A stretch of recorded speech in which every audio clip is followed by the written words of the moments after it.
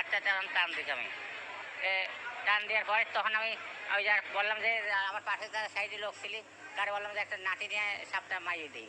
তারপর তখন ওরা লাঠি মাটি নিয়ে আসলি, ওই সময় বাইরে মাইতেই সে বললাম যে ডাক্তার তো বুঝতে পারবি না কোন সাপে কামড়াইলি, মানে সাপটা মাইয়ে নিয়ে যাই, তাহলে ডাক্তার বুঝতে পারবেন যে কোন সাপে কামড়াইলি, সেই হিসাবে ট্রিটমেন্ট দিতে পারবিনি।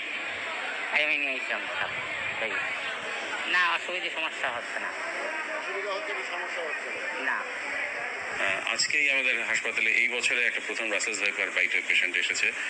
রোগীর লোকেরা সাপ ধরে নিয়ে আসছে বলে আমরা বুঝতে পেরেছি যে এটা রাসেলস ভাইপার।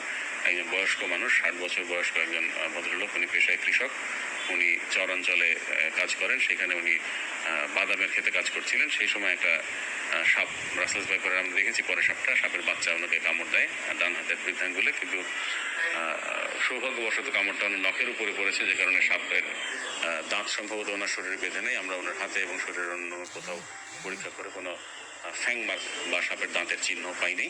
এবং এখনো পর্যন্ত রোগীটা আমাদের হাসপাতালে এসেছে এখন পর্যন্ত প্রায় 2 ঘন্টার উপরে।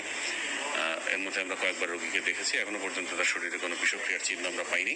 রোগী সচেতন আছেন, ভালোভাবে কথাবার্তা বলছেন, এবং রোগীকে আমরা যে কারণে কোনো অ্যান্টিভেনম এখনো পর্যন্ত দিইনি। অ্যান্টিভেনম আমরা প্রস্তুত রেখেছি, যদি প্রয়োজন হয় তাহলে আমাদের দিতে হতে পারে। তার আগ পর্যন্ত আমরা রোগীকে সাপোর্টিভ ট্রিটমেন্ট দিচ্ছি।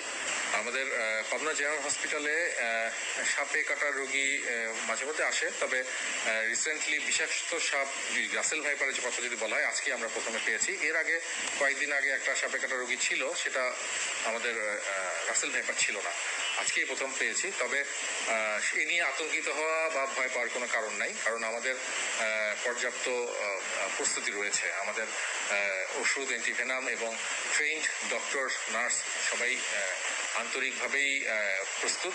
যদি আমরা কোনো সাপে কাটা রোগী পাই, তাহলে আমরা সময় মতো যদি আমাদের কাছে নিয়ে আসা হয়, তাহলে আমরা সুচিকিৎসা দিতে সম্ভব হবো। তবে সময় নষ্ট, ওঝা বা অন্য কারো কাছে গিয়ে সময় নষ্ট না করে সরাসরি ডাক্তারের কাছে নিয়ে আসার জন্য সবার প্রতি অনুরোধ থাকলো।